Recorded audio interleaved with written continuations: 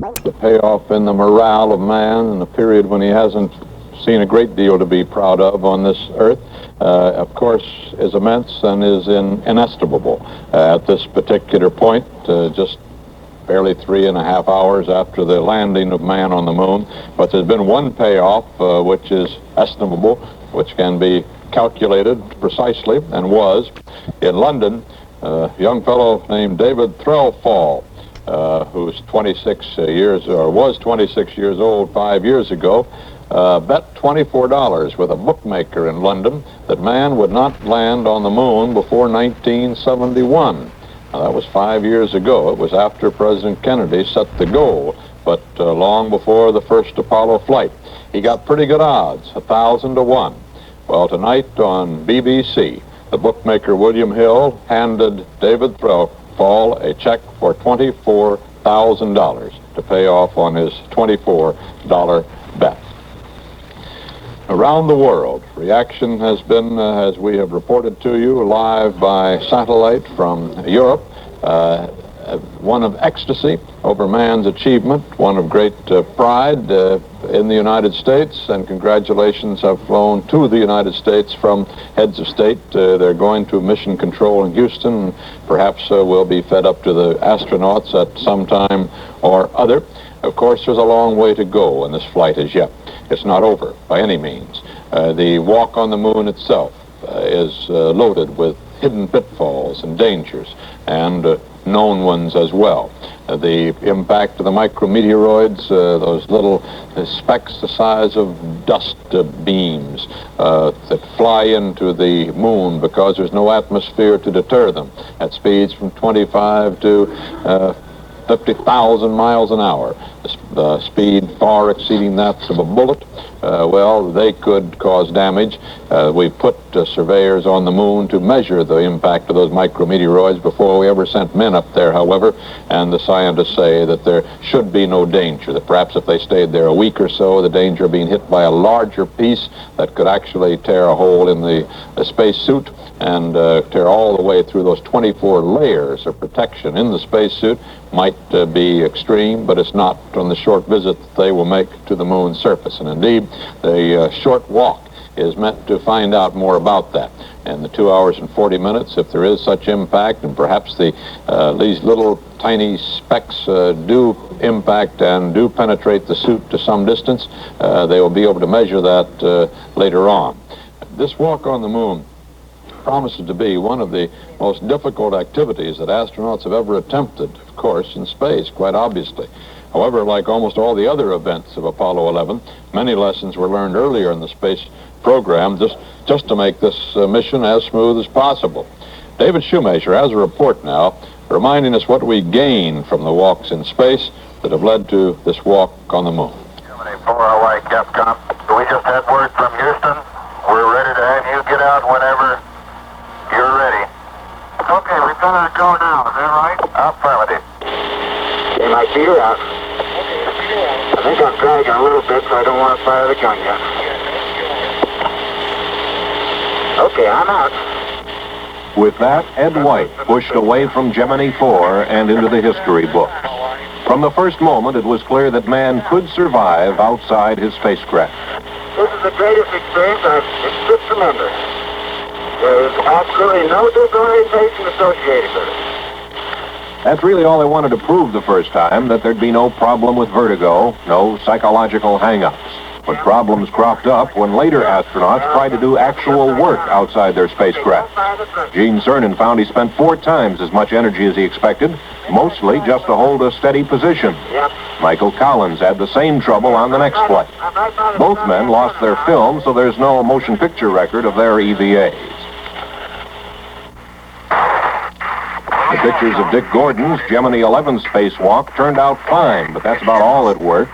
Gordon rushed his EVA preparation so much he was worn out even before he got the hatch open. Once outside, he found it took 30 minutes to accomplish what had taken only 30 seconds during simulations. His heavy breathing could be heard clearly as he talked with command pilot Pete Conrad inside the spacecraft.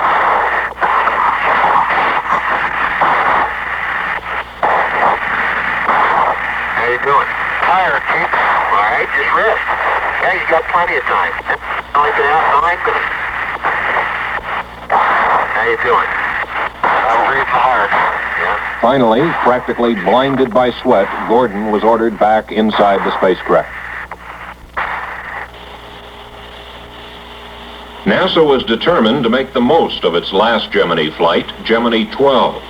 Buzz Aldrin was the test subject, and using a combination of handrails, tethers, and foot restraints, Aldrin set a record of 5.5 hours in space. It was valuable training for the man who will soon be walking on the surface of the moon. There was one more check that needed to be made, and once Rusty Schweikert's stomach settled down, it was done on Apollo 9. Even in his sharply reduced EVA, he was able to prove the reliability of the moonwalk suit and the backpack. Just getting in and out through the small M hatch was an important test. So now it is up to Neil Armstrong and Buzz Aldrin to put everything together for their moonwalk. They have spent long hours perfecting their procedures, rehearsing each step. But just how much they can do, how easy it will be to move around, how much heat load their spacesuits will be able to handle, those questions can't be answered until they get there. Aldrin, for one, expects it to be easier than his Gemini 12 spacewalk, where there was no gravity at all. Now, when there is some gravity at all, like on the lunar surface, we make use of that to help us perform our task, just the way we do on the surface of the Earth, walking around. So in many respects, I would consider that the existing and performing of basic tasks should be much easier. It's going to be different, considerably different. And that's one of the tasks that I'll be performing early in the EVA, is to evaluate just how well a person can move around on the surface, what pace he should use to move from one place to another, and perhaps a prolonged traverse. The basic purpose of our space program, of course, has been to land man on the moon, and we're pretty sure now we know how to do it. We are less sure, however, of what we can reasonably expect him to accomplish once he gets there. David Shoemaker, CBS News, Manned Spacecraft Center, Houston. Besides the micrometeoroid impact we were talking about, there will be that problem of movement on the moon. It's 1/6 gravity there, of course. That means that these men will weigh just 1/6 of what they do on Earth.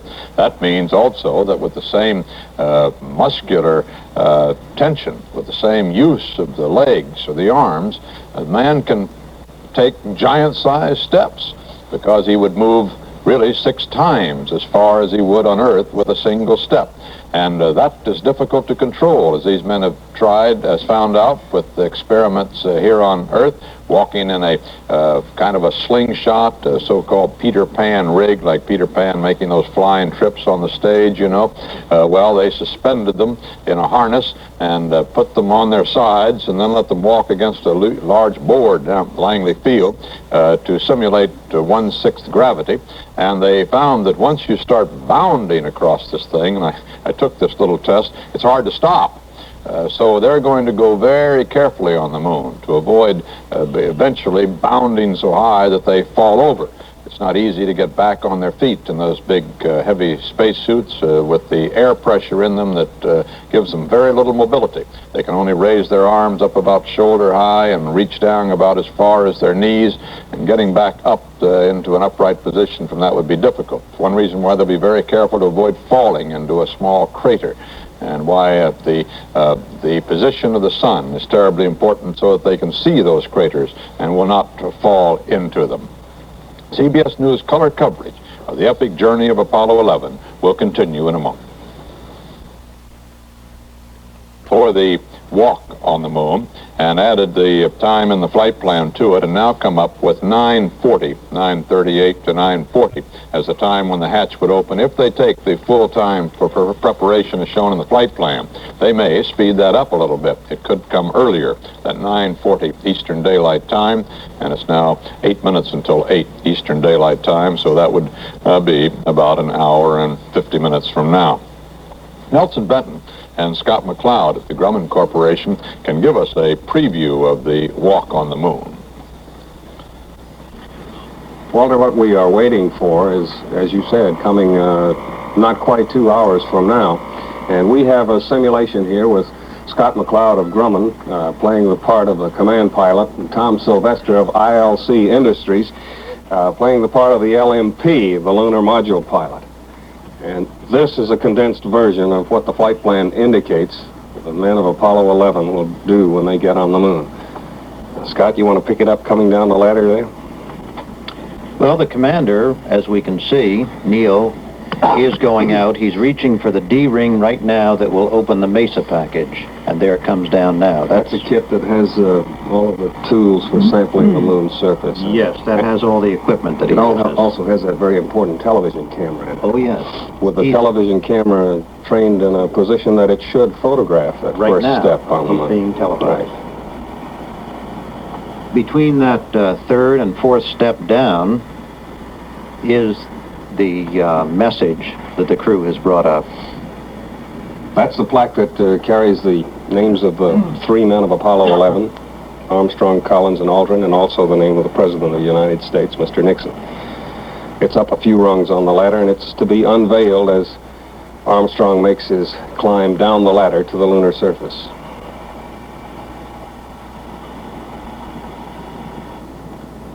That's the plaque. It will, of course, we imagine, take much longer for Neil Armstrong to go down this ladder, although we did have that earlier message right after they got down on the moon that the 1/6 gravity of the moon is no problem at all. There's the step into the pod at the foot of the landing gear, the front landing gear. Now, what he'll do here, of course, is to put out probably his left foot on the surface and feel the consistency of the soil. Check it like you would unknown snow surface, for example. And then when he does step out, finally, he'll check his own stability to see, trying leaning forward and aft, There goes and the right foot. and left. There it goes. Something we can expect, a little over 2 hours from now. The first man on the moon, really stepping on it.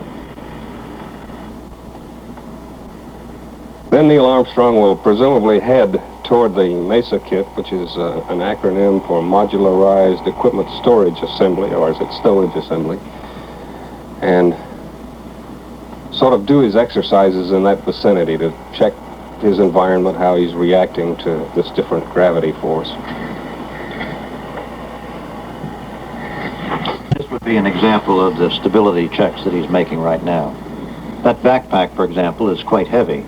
Even in a 1/6G environment, it will raise his center of gravity, and therefore he would have to move around a little with it. Altogether, he's got about 180 pounds full Earth gravity, which translates to about 30 pounds, but that's still a good amount of weight. Among the first things that he will do is to take what is called a contingency sample. There's a tool there that sort of telescopes out, has a small plastic container on the end, and he will take up just a little bit of moon soil, this in the event that something should happen a little bit further along to preclude the crewmen going through with their entire surface operations plan.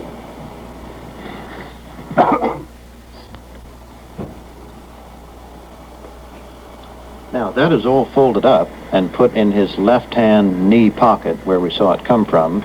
And then when he does get the sample in the little plastic bag on the end, he will throw everything else away underneath the LEM and just put that little bag back inside his pocket. Throws that staff away, and it becomes, I guess, the first item of some 30 items of litter they'll leave on the moon. Yes. There goes the sample. Meanwhile, the lunar module pilot, Buzz Aldrin, would still be in the LEM watching this go on, perhaps taking some photographs out of the right side. Again, all of this probably can be seen on the wide-angle lens that's located in the MESA that's opening, or that has opened up as he first came down. Certainly when he's in the vicinity of the ladder, it should be seen.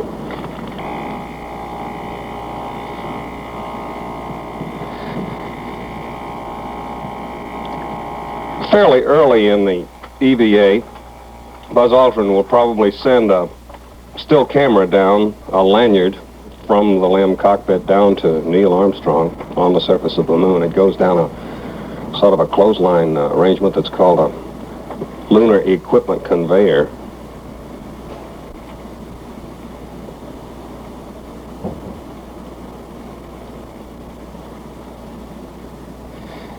And I guess among the first pictures that Neil Armstrong will take with that camera is Buzz Aldrin coming down the ladder.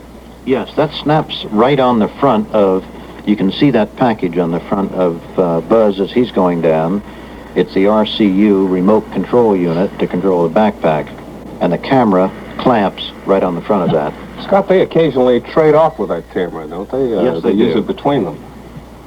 Of course, the reason for that is so it will leave both hands free, except when he's actually snapping some pictures. Now, they're both on the surface.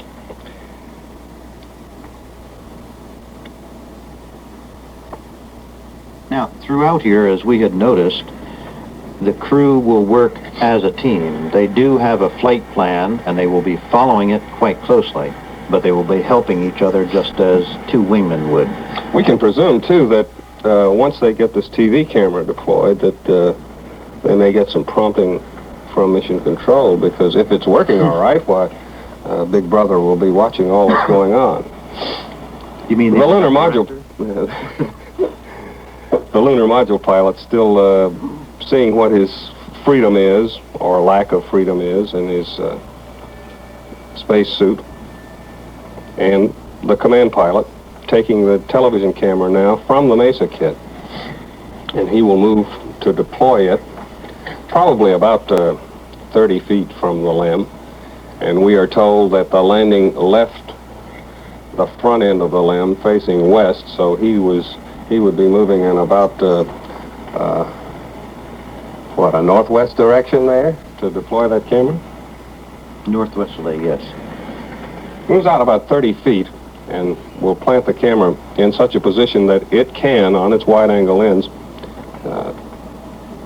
televise most, if not all, of the activities that the crew does while it's on the moon.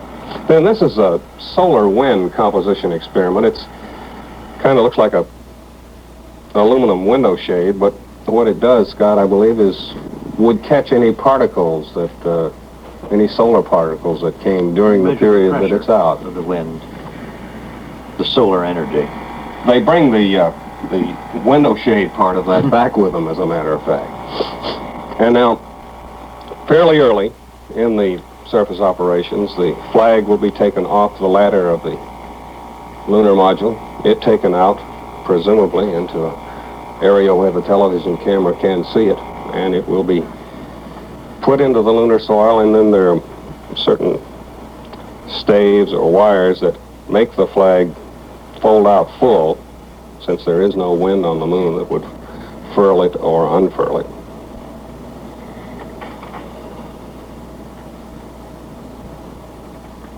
This is a view through the helmet that the astronauts are wearing with that gold shield on it, and you get some idea of what it looks like walking across this simulated lunar surface that we have here, walking toward the Mesa kit itself, where the various implements of sampling are stored. That helmet is similar to wearing sunglasses that you can see one way through but can't see the other way. So although an individual cannot see the astronaut's eyes, he can see quite clearly when he's looking out, and it just protects him from the sun.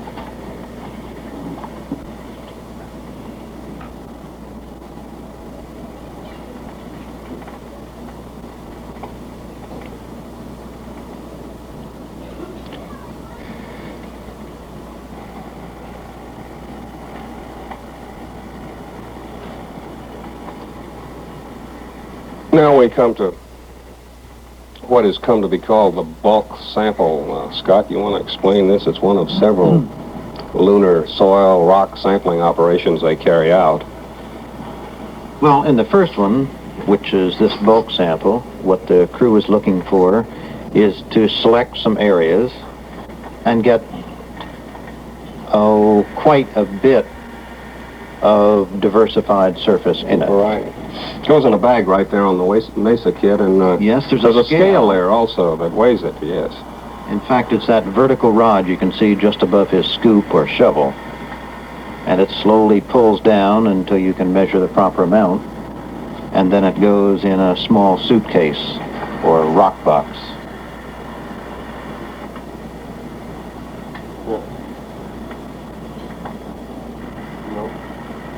There are two of those rock boxes aboard. One that carries this bulk sample. They're made by Union Carbide, I believe. They hope to get about 60 pounds, I think it is, in each box. It's about 60 pounds, including the weight of the box, I think. To bring back. Now they're heading toward what is called the ESEP, the Early Apollo Scientific Experiments Package. Very good. Now you can see the front leg on the left-hand side, and it's around almost in the back of the vehicle. He's opening a door to it now by that lanyard. And there are two experiments, scientific experiments, that are contained in that. We might add that in compressing this simulation, one of the things they might have been performing here all along is taking a good look at those landing gear, making sure how they came through the landing, how they're situated now. Also, we'll hear them in real time giving back information pertinent to their own condition and the condition of the suit, its pressure, their oxygen, temperature. That's a lunar pilot taking those ESEP experiments out. One is a seismic device that should measure any tremors on the moon's surface and send records of them back to Earth. Earthquakes or volcanic action. The other is a laser reflector, which has, I think it's 100 very fancy crystals in it that will reflect a laser beam back to Earth. This is something that Bendix whipped together on rather short notice for this flight. And it's said that this seismic device is better than a whole lot of them that are used on Earth to measure earthquakes. Well, that should measure his footprints, the impact as he walks across the surface of the moon. They put those experiments, by the way, try to put them far enough away from the limb that they will not be too disturbed by the liftoff of the limb. Now we're coming to still another of the sampling operations that go on. This one, the documented sample. And that's a gnomon that's being set in place. It determines what actually is up on the moon, I guess, Scott. Shows the local vertical, right? Yes. In addition, it has those lines on it indicating color. So when they photograph any sample, each sample in fact, they can determine the color. In this documented sample, they photograph where it's taken from. It's put in a coded bag. The bag is folded up, put separately into a rock box that comes back. And this is an attempt that we presume they will make to try to get a core sample of how the perhaps upper 16 inches of the moon's surface at this particular location is stratified. You drive a hollow tube into the ground and get out a stratified section of Earth. The first man to go back into the limb will be the last man out, Buzz Aldrin. In this case, Tom Sylvester simulating Aldrin's movements. And I guess we won't know for some time whether it was more difficult to move with these suits on the ground or whether it's going to be more difficult to move with them on the moon. But we do know that regardless of the gravity, that's a pretty tight squeeze coming through that front hatch with that big portable life support system on your back. As you noted, the first step is some distance away from the moon, and they have been practicing jumping up to that first step with both feet rather than one foot at a time. So it depends. It'll be real time how they decide it. And that lunar equipment conveyor comes into play again to send the first of two rock boxes containing the samples back up into the limb, and those are vacuum boxes, and they'll come back to Earth. They will later be transferred from the limb to the command module, and will come back for the eagerly awaiting scientists well, eventually, virtually all over the world. And then the last man in is the commander.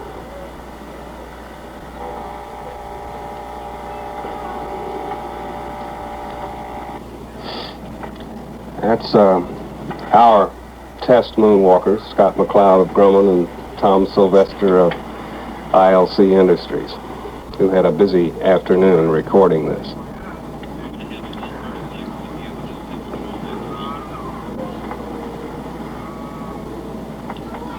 Now, as you note, and in the real LEM, and of course this simulates the actual conditions, a pressurized man has a very difficult time going through that hatch. It's a tight squeeze. It is indeed. And I'm not sure it would be any easier in 1.6G. We'll find out. And there remains, after that, Walter, of course, the matter of getting out of the suits, throwing an awful lot of equipment back out onto the lunar surface, including the portable life support systems, the boots. There's just all sorts of things they leave out there. But that's what we think it'll look like. We'll find out soon, I suppose, Walter. Thank you, Nelson Benton.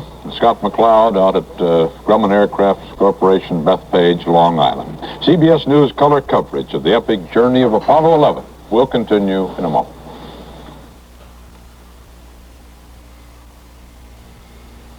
I'll bet nobody can tell by looking. But you know what? This terrific bikini was made by a paper company. The International Paper Company made it just for me. To show off their new material, Confil. I wouldn't dream of calling it paper, though. Paper usually creases and rustles and scratches.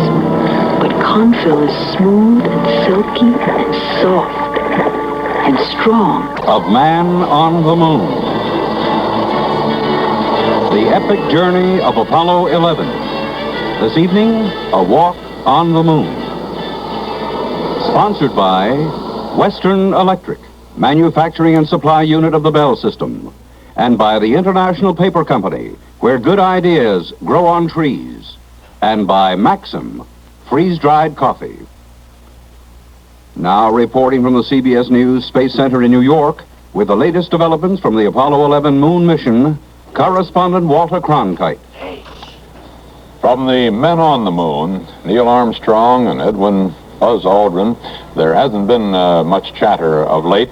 In the last half hour, they have been getting into their extra vehicular space suits and the heavy boots and the gloves and the helmets, into the portable life support systems that they will wear onto the moon's surface, preparing to leave the lunar module perhaps as early as 45 minutes from now.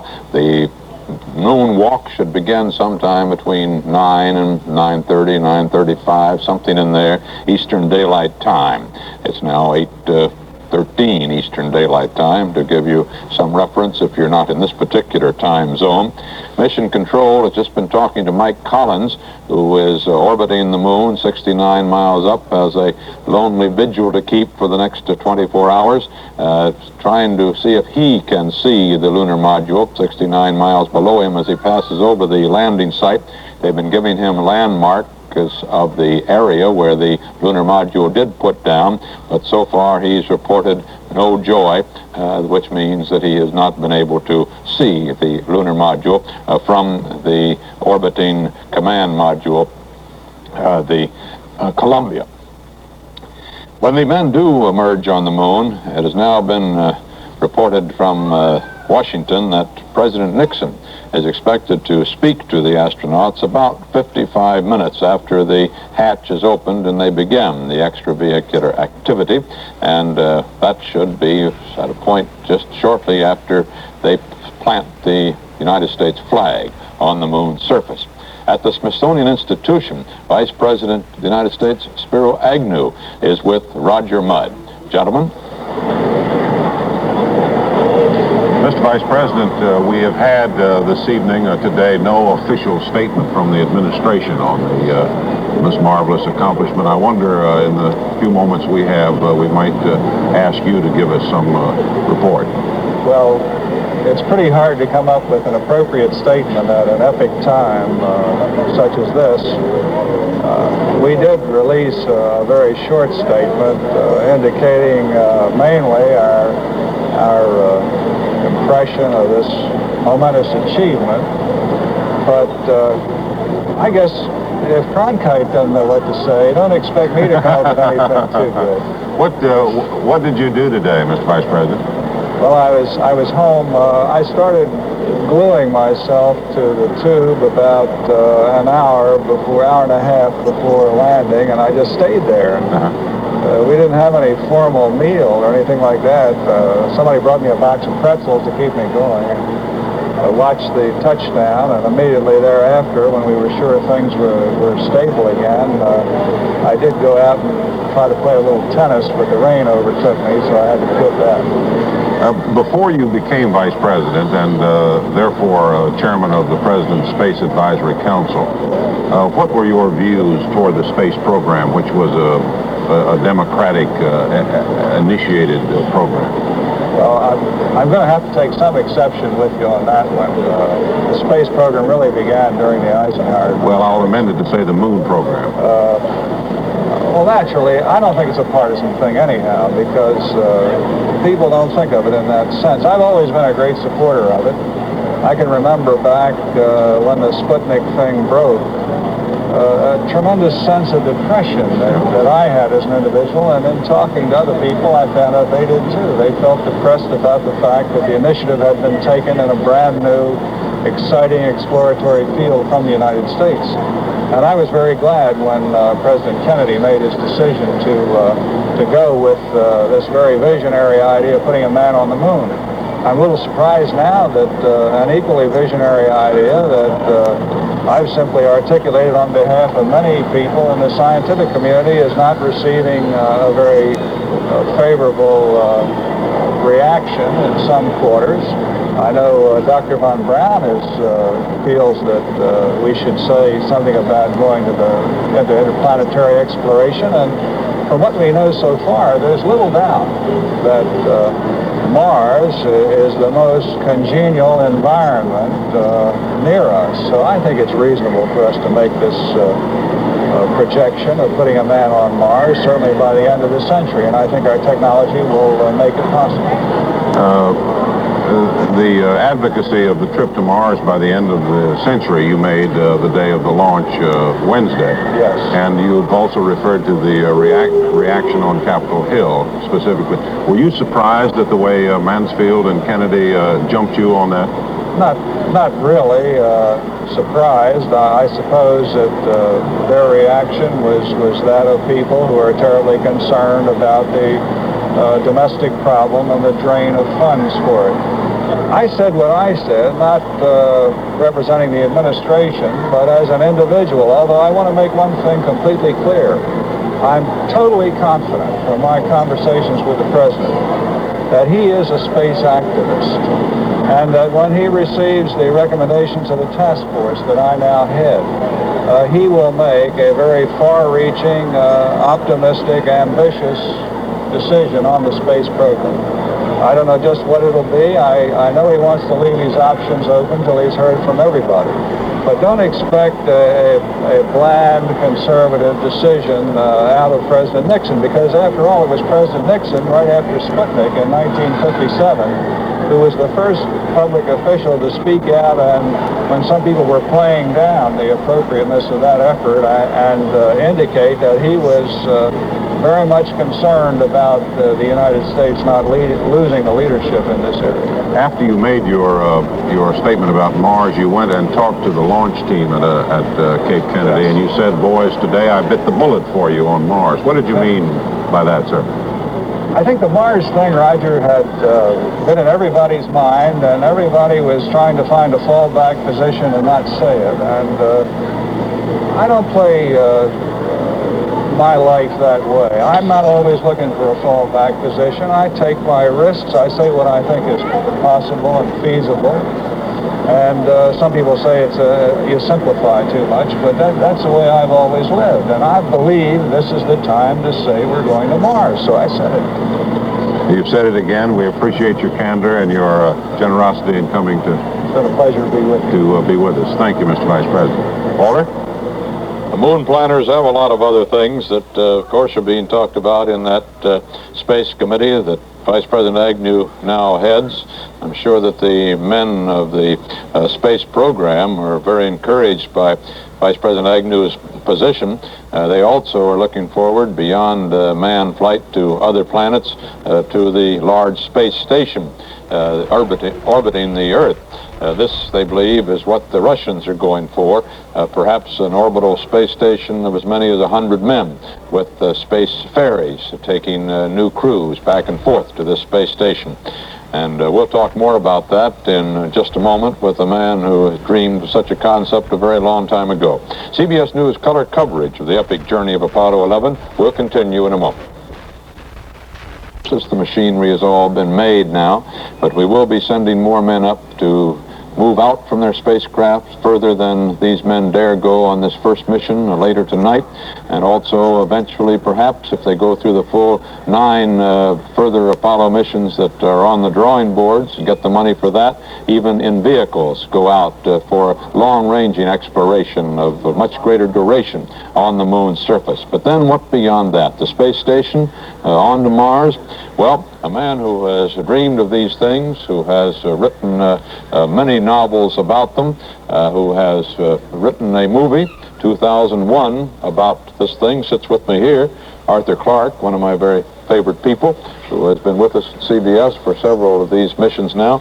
And Arthur, what do you think we ought to do next? I mean, what would you like to see? The space station or Mars, or perhaps both? Well, I guess you'd like to see both. We all like to see all we can do, but given some national priority problems. We will see both.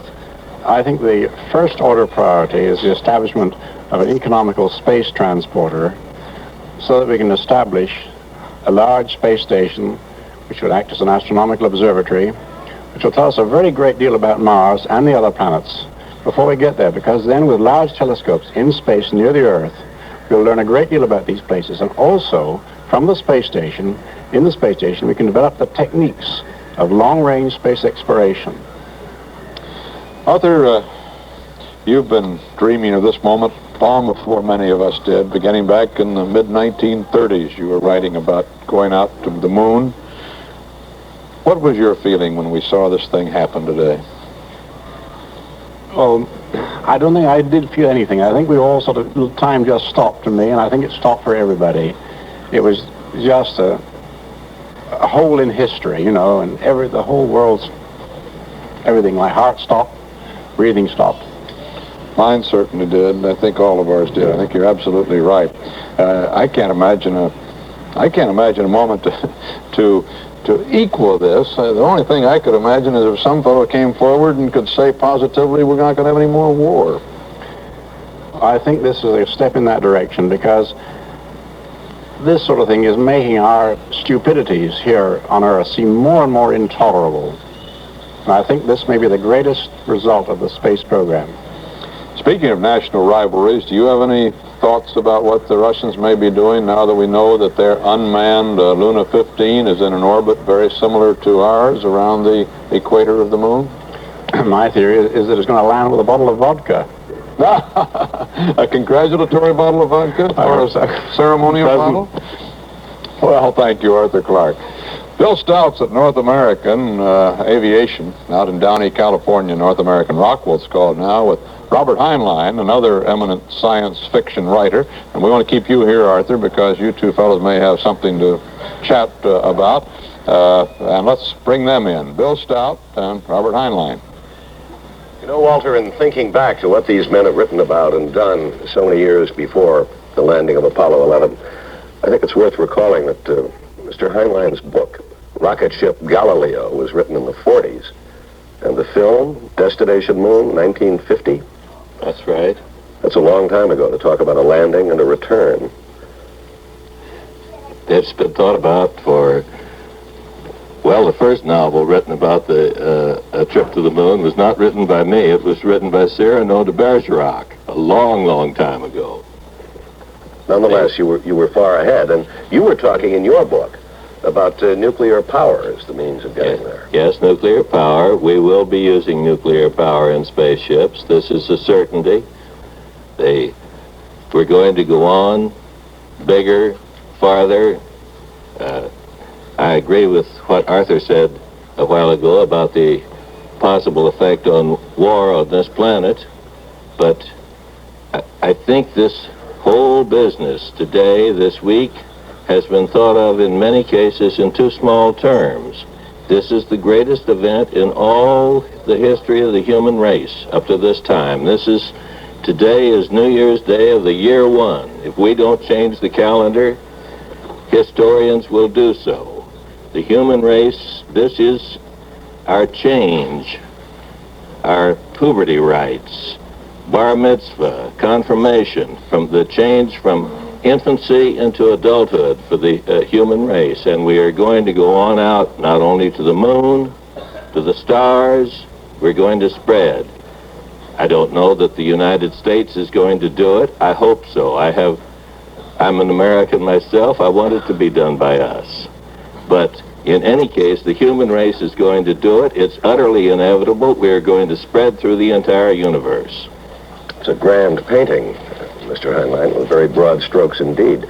Do you think that perhaps the hostilities that still exist on Earth, I think of the Chinese rather than the Soviets at this point, since we seem to be in friendly terms circling the moon, do you think these hostilities could head us off before we begin to realize what you think we should?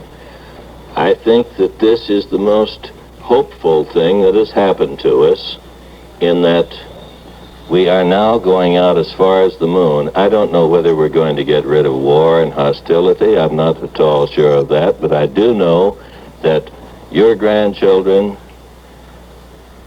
the descendants of all of us, will be in colonies elsewhere. The human race will not die. Even if we spoil this planet, the human race will not die. It's going to go on and on and on. And this is, Confucius, I think it was, said, a journey of 1,000 miles starts with one step. Today we have made the one step. We're about to make that one step from Tranquility Base in a matter of minutes now. Yes, certainly what we've all been waiting for.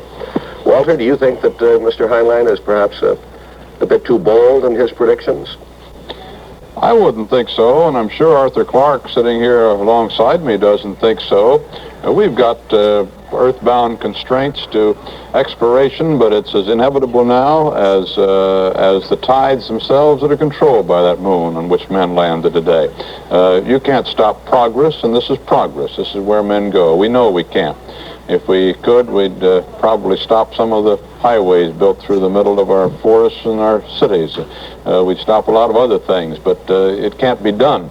And this promises benefits which you can't even imagine today. I doubt, Arthur, that you and Robert Heinlein out there in California, the two of you, could possibly sit together and with all of your great imaginative capabilities, put together a list of all the benefits to be derived by mankind, or even a small portion of them, from this great feat today.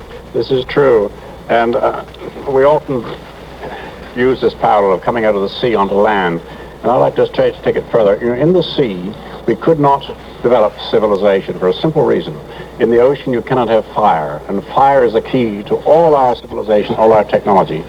I believe in the same way, when we get beyond the atmosphere, out into the new environment of space, we will find new powers, new capabilities, as much beyond fire as that was beyond anything that could be done in the sea. We're going to have to find something as a substitute for fire, aren't we? You can't have a fire out there anymore, and you can have it in the sea. Well, you can have fire, you can have chemical reactions, of course. After all, that's what how our rockets work, but we'll have other things. I think in space we may discover the way of controlling gravity. I don't think we've had any chance of learning much about gravity here on the Earth, because we're in it all the time, you see. But when we get out in space, effectively beyond the pull of gravity, we'll be able to study it and perhaps learn how to control it, and that will be a tremendous breakthrough.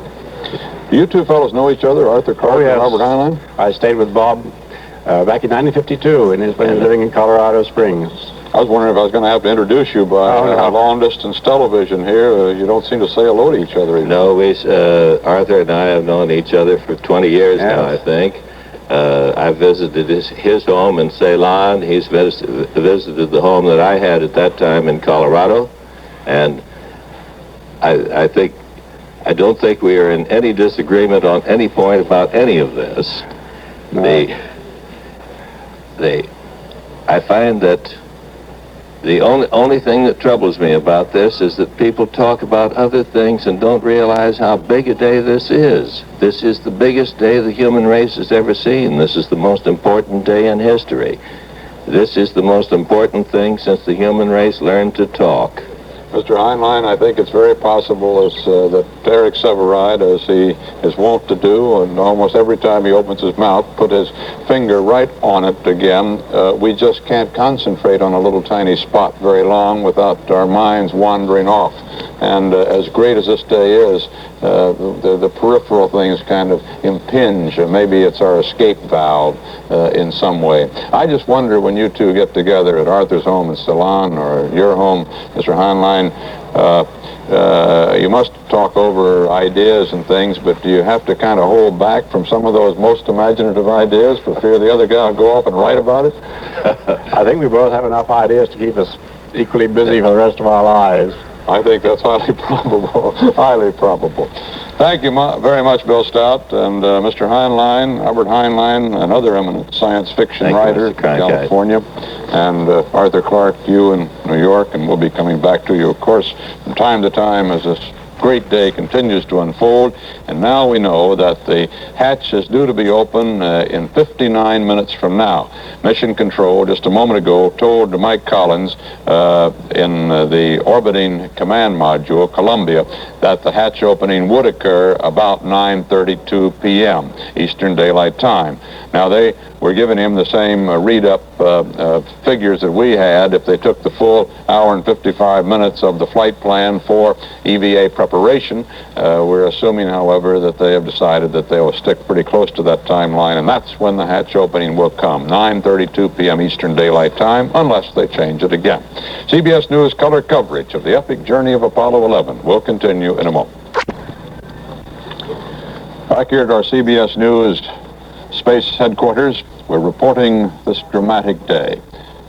The most dramatic, certainly, in our lifetimes, the landing of man on the moon. What a moment that was. At 17 minutes and 40 seconds after 4 o'clock Eastern Daylight Time today, a little over 4 hours ago. The men have made such a successful landing that they decided they didn't want to take that 4-hour rest period, and now they are scheduled to emerge from the lunar module at 9:32 p.m. Eastern Daylight Time, just a little less than an hour from now. Haywood Hale Broun at Disneyland has some personal reflections on today's events. Woody? We often, and with approval, quote the young British mountain climber who said he wanted to go up Everest because it was there, conveniently forgetting that he got lost somewhere on its slopes. But still, I think we mostly hang on to the idea that the literal onwardness and upwardness of mountain climbing and moon reaching are virtuous for their own sake, that they're worthwhile, even if the souvenir of Everest or the Matterhorn is only frostbite, even if we only bring back from the moon a bag of sand, very much like the sand that washes up on the shores of the Pacific, from whose deep crater scientists used to think the moon tore itself some eons ago. It's been said, Walter, that we need new words to talk about the drama of the space program, that it somehow doesn't lend itself to poetry. Well, perhaps this is because poets explore the vast, uncharted areas inside the human head, and the adventurers explore the vast, uncharted areas outside of man's experience. Disneyland, for instance, has a model Matterhorn which fingers skyward and is climbed on schedule every day by mountaineers. And the big rocket beside it points purposefully at peaks on other worlds. Americans are an intensely practical people. They like accomplishments that can be measured. When I was a kid, the science books calculated the length of time it would take to get to the moon by train. And we knew to the foot how high the conquerors of Everest would climb. didn't matter that the laying of track to the moon is and was impractical. The figure gave us a finite measure of a great accomplishment and a finite challenge to meet. Now, if you take the poets, say Shakespeare, Dante, Sophocles, to name some great astronauts inside the human mind, they traveled an unmappable road, and some people find it difficult to accompany them on the trip. Their names aren't in any record books. They can't be compared to each other. Their accomplishments aren't measurable. And their penalties are different. The poet who loses his way is doomed to madness or muteness. The adventurer who loses his way has got a series of painful traps and snares to be afraid of.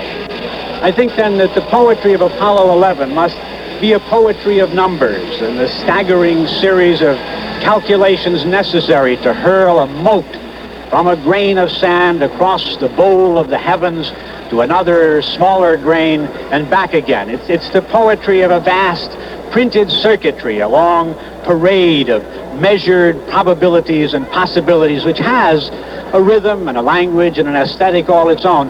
After all, when the pre-Copernican astronomers spoke about the music of the spheres, they didn't mean the magic woodland wild music of poetry. They meant the exact movement of the world of space as they saw it, going one within the other in a kind of massive clockwork. So that the poetry of the moon must be, for us, not the mad piping of the people who dream of what goes on inside the head, but that wonderful ticking of the biggest kind of clock that there is. And now back to Walter Cronkite, who is watching the mainspring. Thank you, Woody. Let's look at the words that were spoken by the men as they first landed on the moon today, as we wait for them to open that hatch about 45 minutes from now, 50 minutes from now, and step down on the moon's surface itself. Here is the way it went. The first words from the landing on the moon by Neil Armstrong, the commander of this flight: "Tranquility Base here, the Eagle has landed." Those will be the words remembered by history. Tranquility Base, the first time we'd heard that. They landed, of course, in the Sea of Tranquility and no longer called their spacecraft Eagle, as they will call it again in flight, but called it Tranquility Base. And undoubtedly that spot on the moon will be forever known as Tranquility Base. Well, Mission Control answered, "Roger, Tranquility. We copy you on the ground. You got a bunch of guys about to turn blue. We're breathing again. Thanks a lot." And Armstrong answered, "Thank you." That may have seemed like a very long final phase. He's talking about the landing. The auto-targeting was taking us right into a football field size crater, he said. There's a large number of big boulders and rocks for about 1 or 2 crater diameters around it, and it required us to plunk down in P-66 non-automatic flight and fly in manually over the rock field to find a reasonably good area. We'll get to the details of what's around here, but it looks like a collection of just about every variety of shape, angularity, granularity, and every variety of rock you could find. The colors, Armstrong went on, well, it varies pretty much depending on how you're looking relative to there doesn't appear to be too much of a general color at all.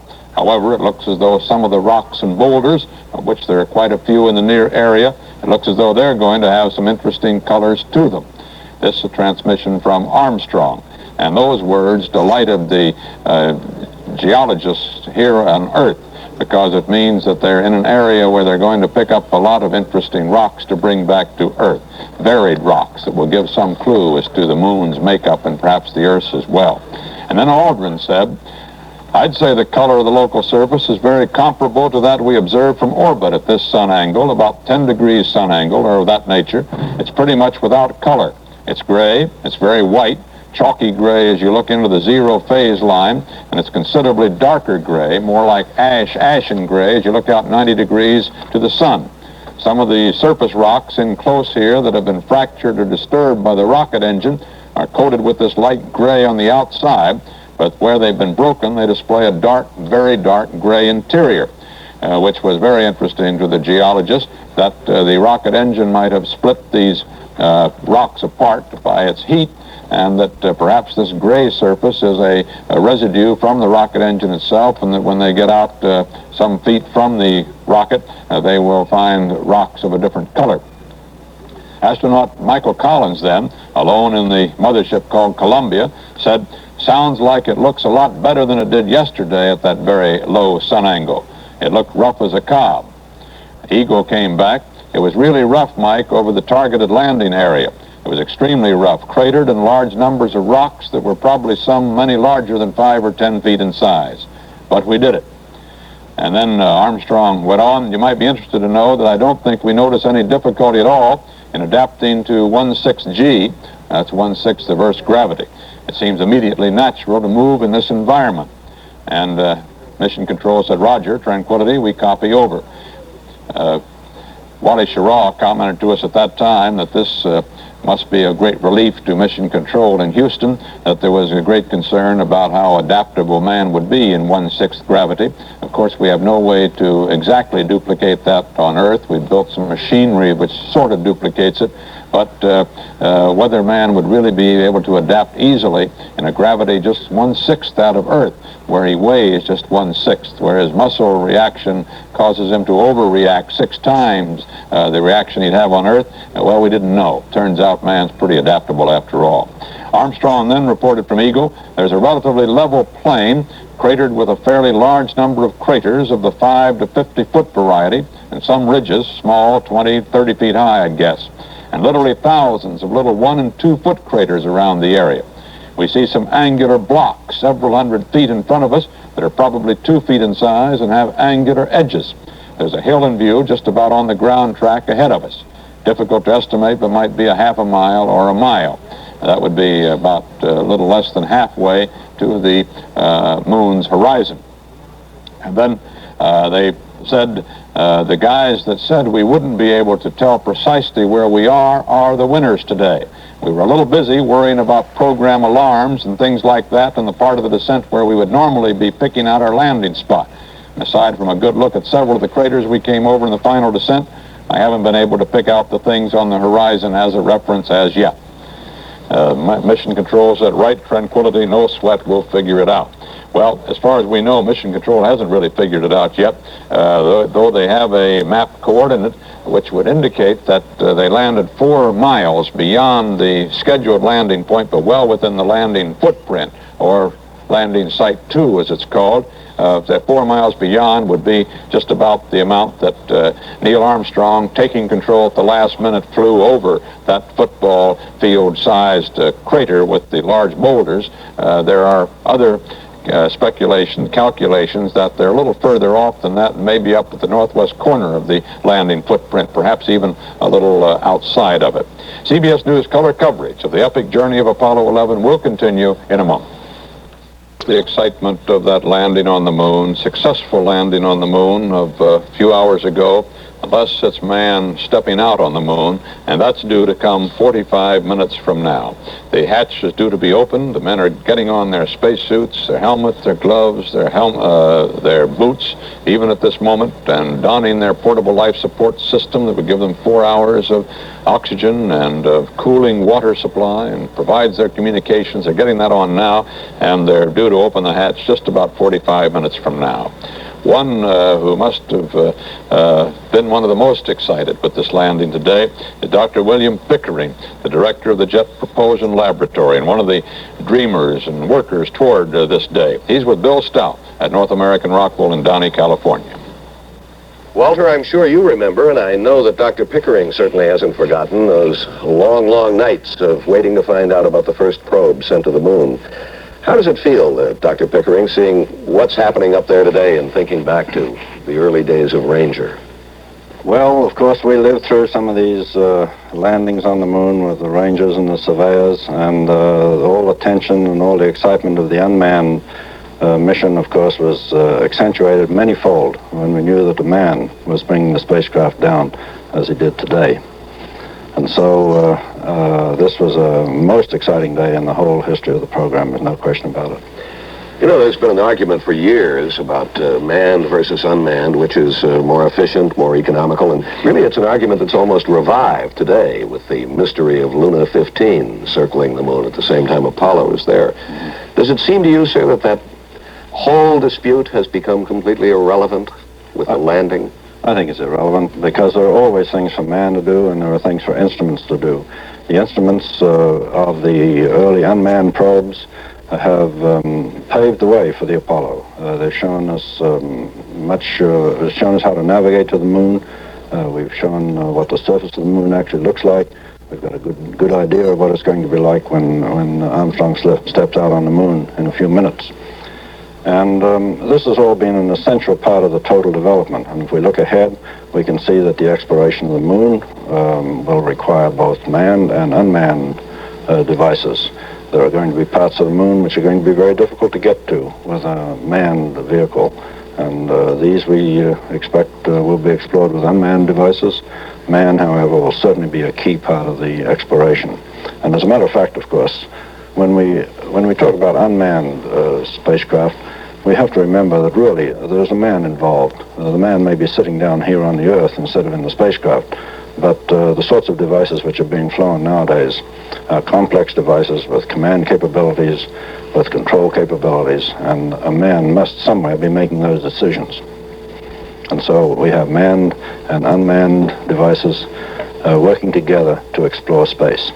You have some unmanned devices, to use your word, coming up very shortly, Mariners to Mars. We do indeed. What do you expect from them? We expect to get some very good photographs, or at least, shall we say, much better photographs of Mars than anything we have seen so far. We expect to photograph the entire disk of the planet in much better detail than we can see it from Earth, and we also expect to get some close-up pictures of the planet, which will be very much better than anything we've seen before. Could we come close, do you think, in these two Mariner missions to answering the two old nagging questions about the canals and whether there's life on Mars? I think we ought to answer the question about the canals, because if the canals can be seen from Earth, they will certainly be seen in our photographs. On the question of life on Mars, that's another question. I think to really answer that, we'll have to get down to the surface. This, of course, we hope to do in a few years. You think that's the next step in unmanned exploration? The unmanned exploration of Mars is going to go through a mission in about 2 years. In 1971, we were going to orbit around the planet and make some really detailed examination of the planet. And then in 1973, we'll come down to the surface and begin the real surface exploration of the planet, which will be necessary before we can answer that question about life. And I personally happen to think that question about life on Mars is indeed one of the most fascinating questions which we can ask in the whole era of space exploration. You think we can answer it that soon? We're not going to necessarily get an answer in 73, but that is the first step. It may seem crass, Dr. Pickering, to put a question in competitive terms on this day, when, as Walter has said repeatedly, the feeling is one of overwhelming emotion. But do you think, considering again Luna 15, that the Russians are ahead of us in the unmanned area? They've done so much of it so far out in space. The Russians have, of course, had a very active unmanned program, both to the moon and to the planets. The Russians have not landed anything on the moon yet, and of course Surveyor has landed successfully. There are 5 surveyors sitting on the moon, one of them not so very far away from Tranquility Base. And on the other hand, in the planets, the exploration of the planets, the Russians have sent probes into the atmosphere of Venus. So I would say that both of us have had an active program. In some areas they're ahead of us, in other areas we're ahead of them. Do we share a great deal of this information? The scientific information does get shared in international discussions.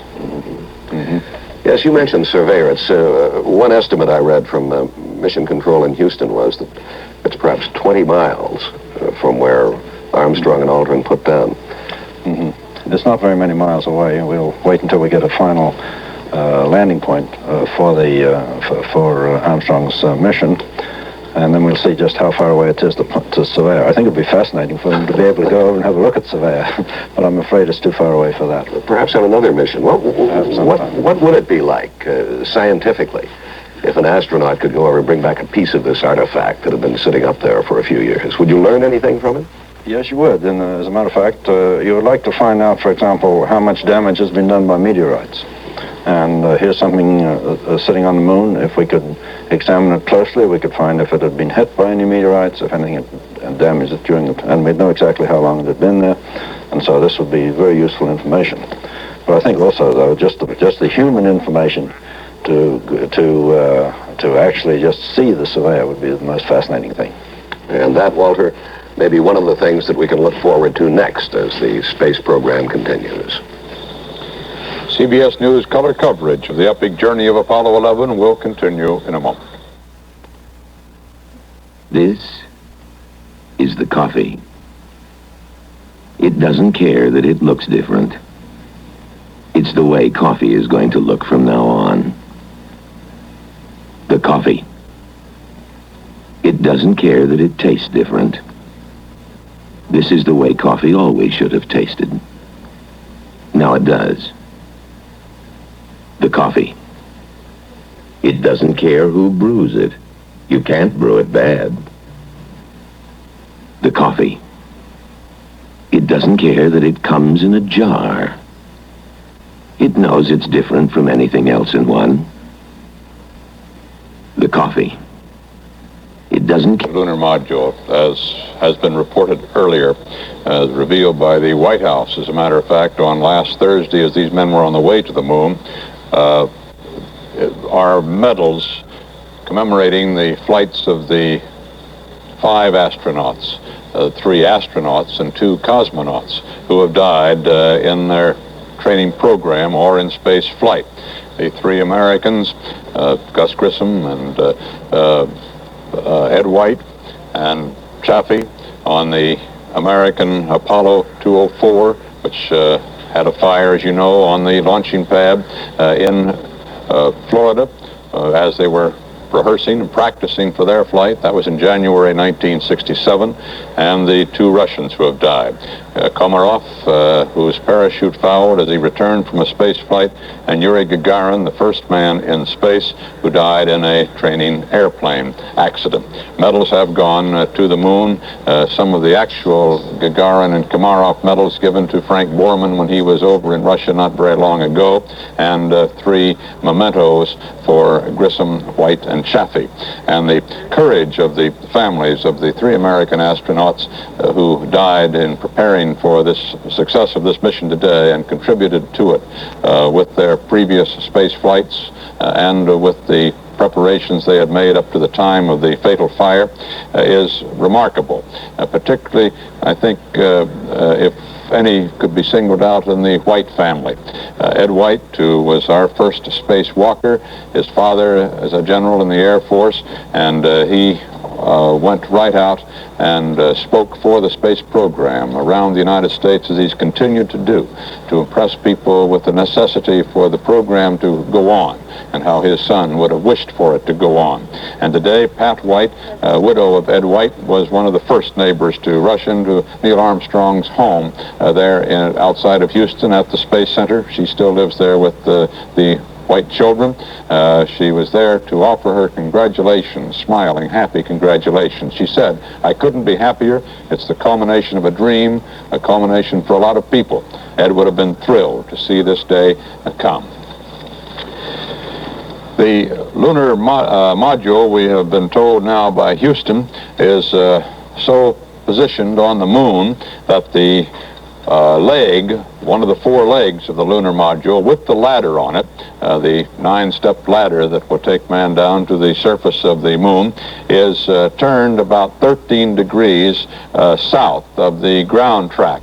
That is, it's facing a little bit west of, or south of west, as the lunar module sits on the moon.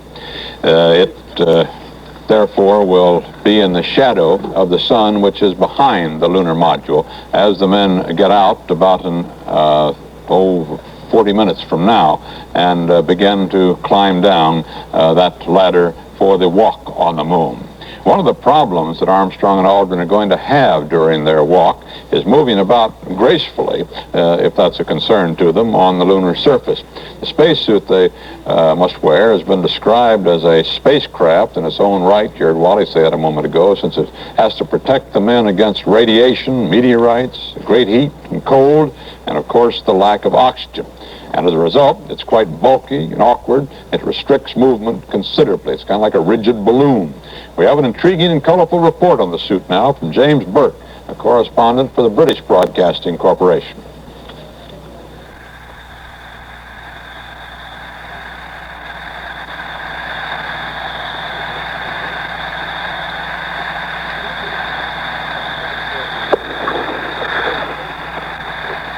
Good evening.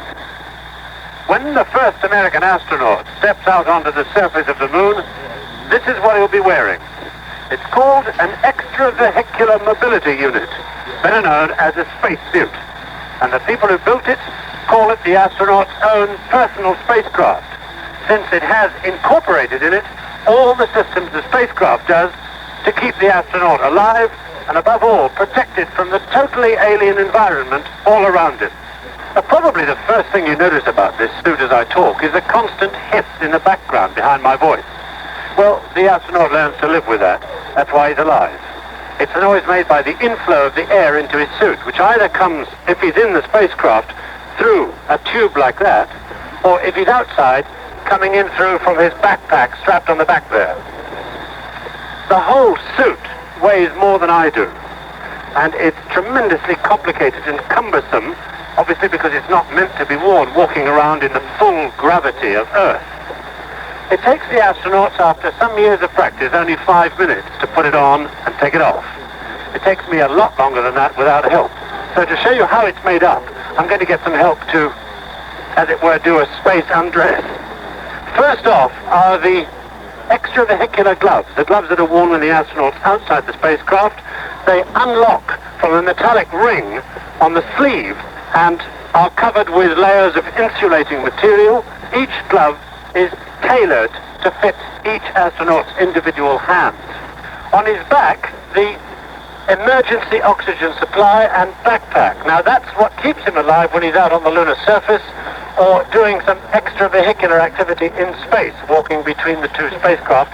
That, for example, is necessary possibly during an emergency.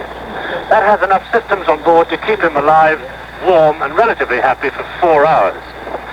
On his head, there are 3 basic sets of visors.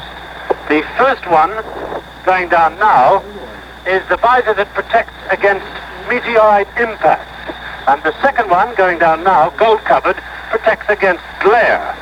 And they are fitted on to a kind of over-helmet which comes straight off, revealing underneath the basic plastic pressure helmet. This is the seal that keeps the astronaut alive when he's inside the suit, and the seal is undone simply by unscrewing the pressure helmet from, and with a little difficulty in my case, from the top of the neck of the suit.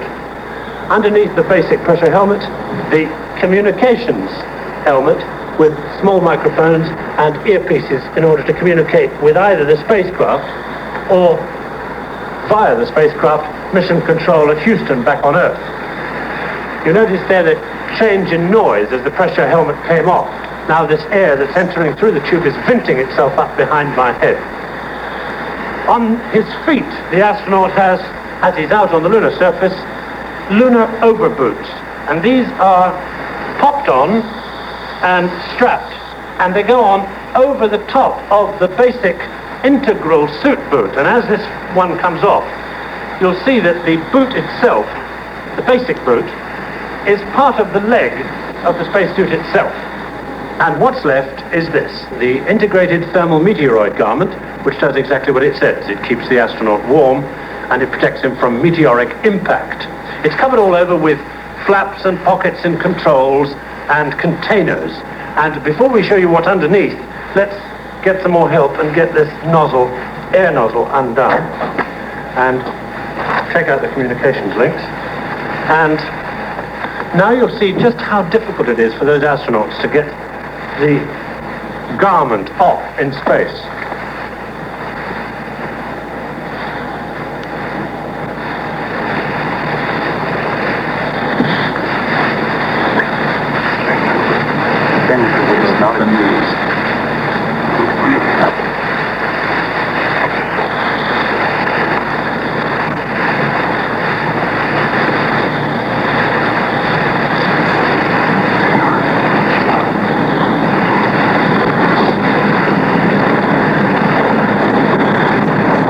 If you can do that in a spacecraft, then you've got good reason to go to the moon.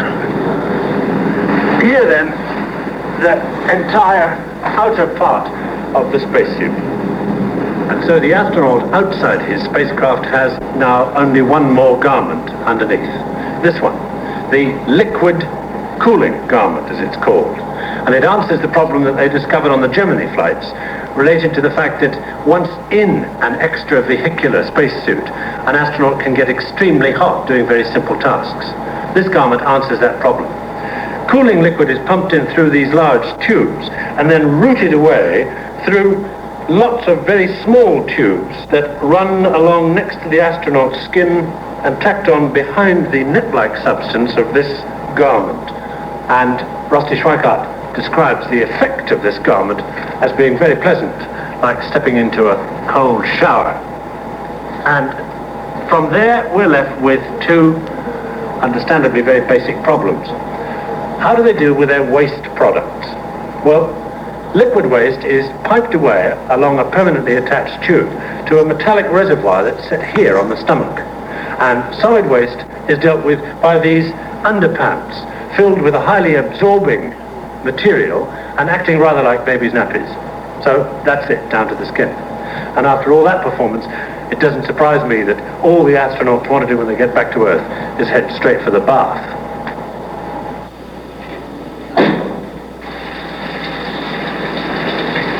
Fly me to the moon and let me sing along the song. Let me what I want to do and Mars.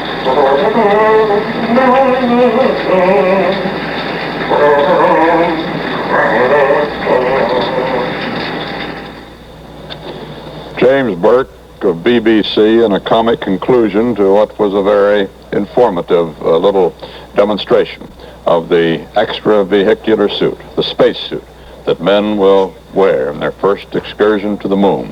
And that's due about 25 minutes from now.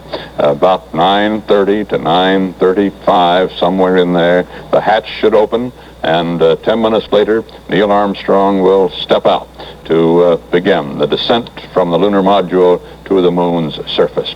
CBS News color coverage of the epic journey of Apollo 11 will continue in a moment. Years, swirling around the continents, pulled in ebbs and flows, responsible to nothing except the moon 250,000 miles away. Twice each day as the Earth revolves, it presents first one face, then the other to the moon. And as it does, that heavenly body so far away pulls and tugs at the seas of Earth, causing the waters to roll in dramatically, sweeping all before them in a majestic rush for shore, whipping up waves as the moon seemingly tries to drag the oceans from their floors. And then the tide recedes as the moon moves away and the seas fall back, leaving bare the beaches on which the children play, leaving bare the strands of glistening sand which would have remained covered forever were it not for the inexorable pull of the moon riding silently out in space.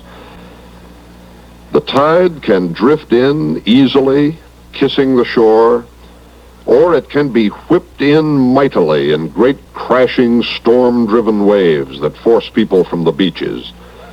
But never too far, because there seems nothing so majestic as the sea enraged, driven by the wind, pulled by the moon. So inexorable is the tide, so relentless, that across a span of several centuries, a drop in the bucket of time, the tide turned the French Abbey Mont-Saint-Michel from a tree-surrounded refuge near the coast to an island outpost, a fortress protected by high walls, and once a day by high tide, tide that is tugged by the moon until it surrounds the old fort, with waters more than 60 feet deep, covering the road that leads out to it, protecting it completely, in a way no knight of old could have hoped or planned his castle would be made safe. Man couldn't protect this fortress as well as the moon. While man in the past could not harness the tide to do his bidding, sailors early knew they must sail by the tide and return by it. Men learned to live with it, and finally, to take advantage of it. The Nantes River hydroelectric plant in France, where engineers harnessed the tidal flow in and out of the English Channel, forcing the water through reversible turbines, so that as the moon caused the tides to come and go, a constant supply of electricity was produced to power much of France. Before man fully understood his universe, not to say he really does now, the unexplained had to be explained nonetheless, and so it was with moon and tide. One myth maker once likened the moon to a great silver bird circling above the earth, lighting the earth, he decided, and brushing the sea with its wingtips, piling up the ocean's waters as it flew overhead. Now, two men sit on the moon, looking down at the blue earth, at the waters of earth controlled so long by the moon, and still answering only to it. It would be nice to think that we in the United States can look up at the moon tonight and as we gaze upon it, think of two fellow Americans sitting there on the surface and shortly walking around on that surface. David Shoemaker a little while ago asked Gordon Barnes, our consulting meteorologist here at CBS, about the weather across the United States, and it turns out it's cloudy or partly cloudy over most of the United States tonight, interfering considerably with a look at the moon. Over most of the eastern part of the United States, the cloud cover is complete, and there'll be no glimpse of the moon at all. That's true over a lot of the Great Plains state area as well. The rest of the country is partly cloudy, except for a portion of the western states beyond the Rocky Mountains, most of California, and up into Nevada and over into western Washington and Oregon. It's fairly clear. The rest of the nation cloudy, so we might not be able to look up and gaze on that old orb and think tonight not of lovers and of moon and croon and spoon, but of Armstrong and Aldrin as they sit there on the moon's surface. We've just been advised by my mission control in Houston, who were in contact with the men in the lunar module, of course, that they're having a little more difficulty getting into their suits and preparing to walk on the moon than they had anticipated, and that they're running about 30 minutes late in that preparation, so that that would mean the hatch will not open now till around 10 o'clock. Eastern Daylight Time, or 45 minutes from now. They may pick up some of that time, and we shouldn't be surprised to learn that they are ready before then, but the last word is that they are running about 30 minutes behind schedule. This is still far better than we had all thought. According to the flight plan, they weren't going to open that hatch until after 2 o'clock Eastern Daylight Time tomorrow morning and make the spacewalk. Now, as if you've been tuned in with us, you know they have decided, as indeed had been anticipated for several days, that with the excitement of being on the moon's surface, they can't wait to get out, and they don't want to spend 4 hours of rest period, which was dictated by the flight plan. They asked permission a little while ago of Mission Control. Mission Control readily gave it, with the concurrence of Dr. Charles Berry, the astronaut's physician, that they indeed should go ahead and make the spacewalk as early as they can get ready for it, that Dr. Berry and nobody else would expect them to sleep at a moment like this, let alone just get some rest. This despite the fact that their sleeping hours last night were considerably restricted. They had a little communications problem just before they go to bed, and it took them about an hour to get it straightened out with the ground. It turned out the problem was on the ground in the first place, but it restricted their sleep to 5, 5.5, and 6 hours for the three astronauts, considerably less than the 8 hours they'd planned. But they all seem to be in good shape tonight. Michael Collins circling around overhead, the good watchdog that he is, important member of this this team who was in the command module, 69 miles overhead in orbit, and Armstrong and Aldrin there on the moon's surface. George Herman is at Cinder Lake in Flagstaff, Arizona, for a report on the importance of lighting conditions for the walk on the moon. George? Here at Cinder Lake, the United States Geological Survey has built an exact replica of part of the lunar landing site. And at the moment, the sun is almost exactly at the prescribed angle of 10 degrees. Visibility is good in almost every direction except directly into the sun. But it would be best for the astronauts if they were to look and to walk at about 90 degrees, crosswise to the path of the sun. Then everything will stand out sharply. Their only real problems may come if they try to walk into their own shadows, 28 feet long and blacker than any shadows here on Earth. Additionally, around the head in their shadow will be a bright halo of light, a reflected glare whiting out all the detail on the surface of the moon at that point. It's impossible to duplicate that kind of backscatter reflection here on the Cinder Lake, so the scientists have built a replica of one of the Surveyor landing sites, and it shows the effect dramatically. This is a 1/5 scale model of Surveyor 5 and the lunar surface on which it rests, reproduced in meticulous detail. Our sun is at the proper elevation of about 10 degrees, but is shooting crosswise to the camera, and that brings out every crater in vivid detail. Notice particularly the small cluster of craters behind the omnidirectional antenna, that boom which sticks out to the right of Surveyor 5 like an arrow. Now, as our sun begins to move around until eventually we'll find it shining directly over the camera's shoulder, the surface grows brighter and brighter, the detail grows less and less, and finally that group of craters has disappeared altogether. This phenomenon was clearly shown by Surveyor's photographs, and Dr. Elliot Morris, co-investigator of the Surveyor television program, demonstrates it. This is a mosaic of Surveyor 5 pictures taken on the lunar surface. The sun is at a low angle above the horizon in this direction. This is the omni antenna of the spacecraft. Here's the shadow of the antenna. There is considerable detail in this area. Here's the small cluster of craters that Mr. Herman pointed out on the Surveyor 5 model. In our next mosaic, which was taken at a different sun angle, here again is the omni antenna, the shadow of the antenna. There's little detail in this area here. Here is where the small cluster of craters were that Mr. Herman pointed out. They are now invisible at this sun angle. In the next mosaic, as we view the pictures, the sun is coming from behind. And as you can see, there's no detail at all in this area around the shadow of the solar panels on the Surveyor 5 spacecraft. This is a sample of the fine powder used to simulate the lunar surface on the model. On the model it looked bright enough, almost white, but here you can see it's dark gray, almost black. Its unique property is that it reflects light back towards the source. Backscatter, it's called. Dr. Morris, will this backscatter effect pose any dangers to the astronauts? We don't anticipate any danger. However, there will be an inconvenience in making observations on the moon's surface.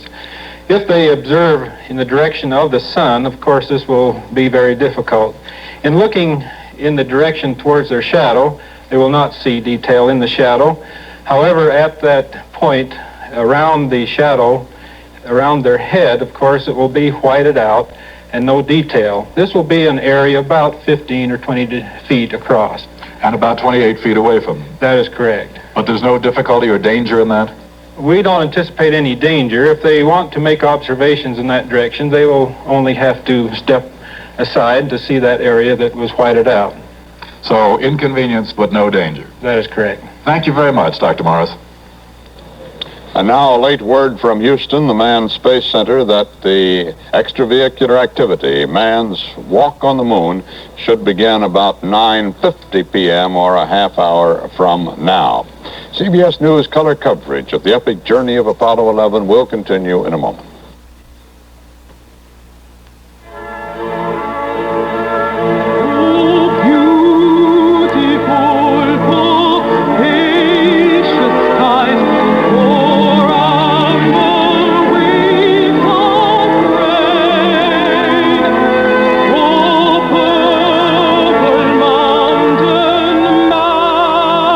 rested over the frozen plain.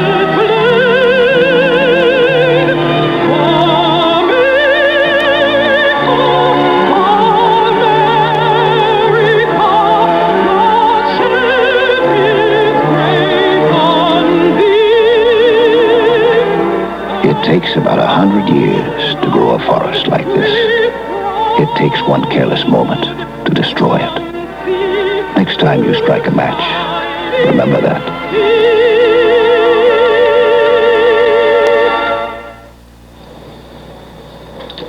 Man on the moon.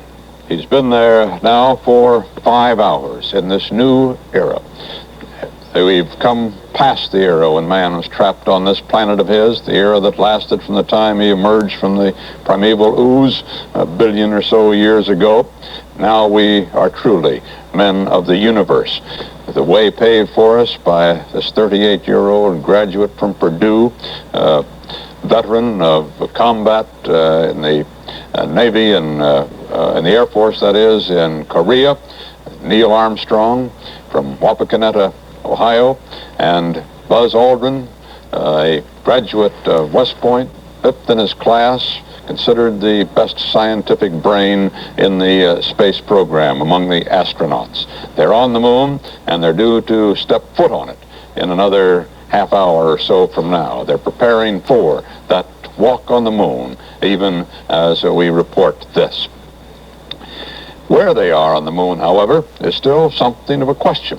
Houston has pinpointed them as only 4 miles beyond the planned landing spot, but it seems that they may be some distance from that particular point.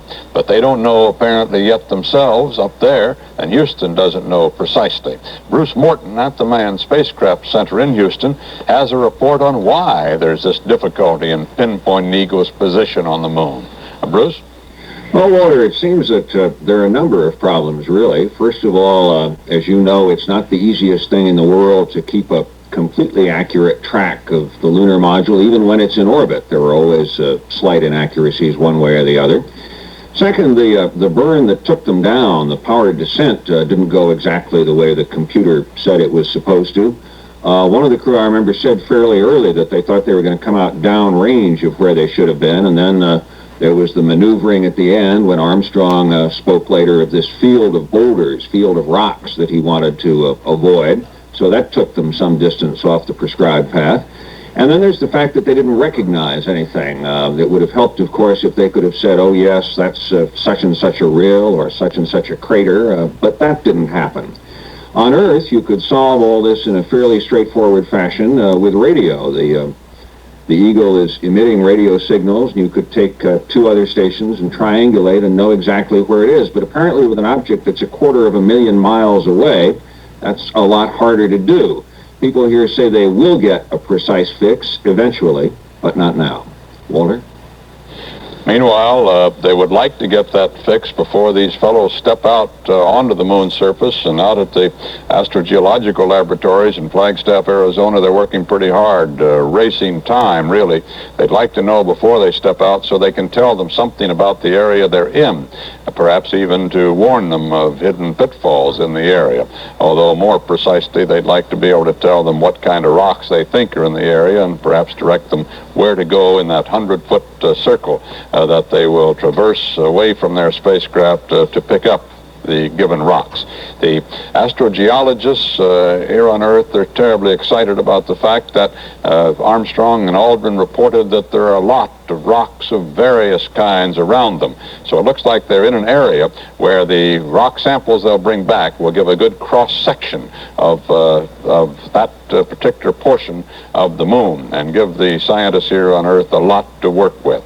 Bringing those moon rocks back, of course, is the top priority item, other than the men themselves coming back safely. And the first thing that Neil Armstrong would do when he steps onto the surface of the moon is to use a little scoop on a long handle, because he can't bend over in that inflated spacesuit that makes him really a kind of a man in a balloon. He's going to scoop up a sample of the Earth's surface and put it in the little sack that he scoops up with into his pocket of his spacesuit, so that no matter what happens from there on, if they have to leave the moon suddenly or something of the kind, at least there will be that sample of the Earth's surface brought back to Earth. The most exciting part for us on Earth of the walk on the moon is that as soon as Armstrong gets out of that spacecraft, he will deploy that little 7.5-pound Westinghouse camera that will give us black and white pictures of the entire 2 hours and 40 minutes of activities on the moon. Of course, if it works all right. It should. The landing was soft enough. It's mounted in a equipment tray down at the bottom of the lunar module of the descent stage, and if it survived the landing all right and deploys all right, certainly the signal strength from the landing craft seems to be good back to Houston, and we should be able, by one of the several of the dishes around the Earth that are in Madrid and in Australia and in Goldstone, California, get a picture of these men on the moon. Incidentally, Mike Collins up there in the command module where he orbits around, keeping an eye on these fellows by radio at any rate, and waiting for them to come and rendezvous again with him sometime tomorrow evening. He pointed out to David Shoemaker in their interview down in Houston a couple of weeks ago that he's going to be one of the few people, I started to say the few people on Earth. He's going to be the only man around the moon and one of the few human beings who is not going to have access to a television camera to see this walk on the moon. He doesn't have a receiver up there, a television receiver, I should say, not camera. He has a camera there. He doesn't have a receiver, though. He's not going to be able to see the pictures being transmitted from the moon. He's going to be one of the few. And he asked David Shoemaker to be sure the CBS holds a tape of this transmission for him, because he wants to see it as soon as he gets back to Earth. Terry Drinkwater and Leo Krupp out at North American Rockwell, where they build the command module, Downey, California, can tell us what Michael Collins is up to in that command module right now without television to watch. Gentlemen? Right now, Walter, he's attempting to sight the lunar spacecraft on the surface of the moon, and it hasn't been successful so far.